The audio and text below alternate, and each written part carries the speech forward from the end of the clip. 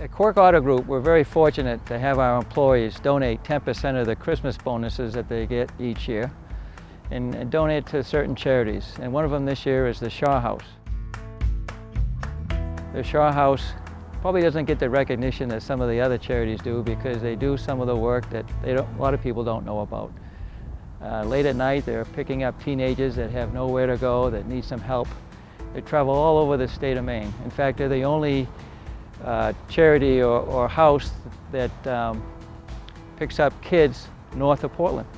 Unfortunately for them, the vehicle that they were using broke down and they need a reliable vehicle to pick up these kids.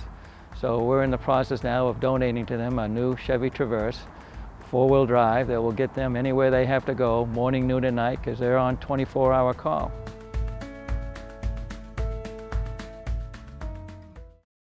The Shaw House is located in Bangor, Maine, right on the corner of First and Union Street. We've been an entity for about 25 years, and we are a shelter that provides services to both homeless and at-risk youth between the ages of 10 and 20.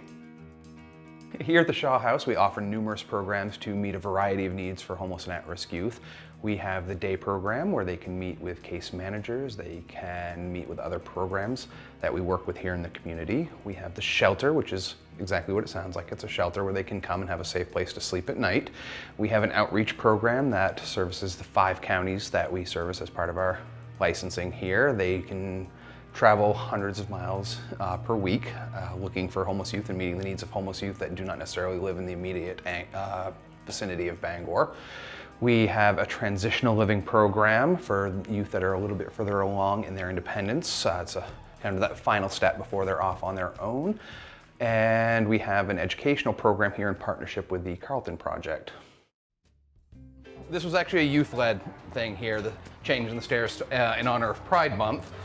Many of the youth stated that we used to have as you can imagine, it's an old brick building, so it can be a little intimidating when you first show up. It's just this large building, and many of our youth didn't always know if this was a terribly welcoming place for LGBTQ kids.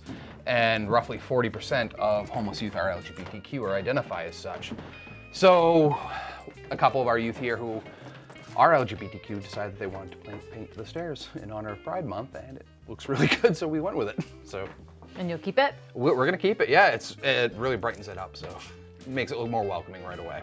When they come in, they get assigned a locker for their belongings. They get a little dresser or a desk for their belongings.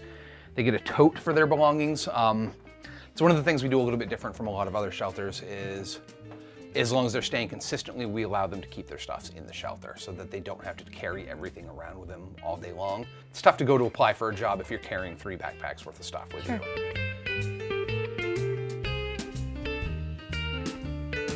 Up on the 3rd floor, that's where our transitional living program is. It's 8 beds. It mimics a college dormitory where there are 4 individual beds on each side as well as a common area.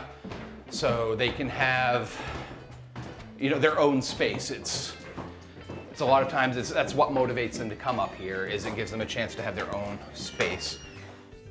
We try to model that college lifestyle as much as possible up here so that when they do eventually go to college, which we do, the young man you just met downstairs is actually currently in college, they're assimilated to that kind of situation. It's not so overwhelming. Right. Do you help them apply or open a bank account? Yep. It's one of the, any youth that comes here, we try to get them Social Security card, birth certificate if they need a copy of their birth certificate, ID, main care, food stamps. Yeah, we help them apply for colleges if they want to apply for colleges. We help them apply for trade schools if they want to apply for trade schools.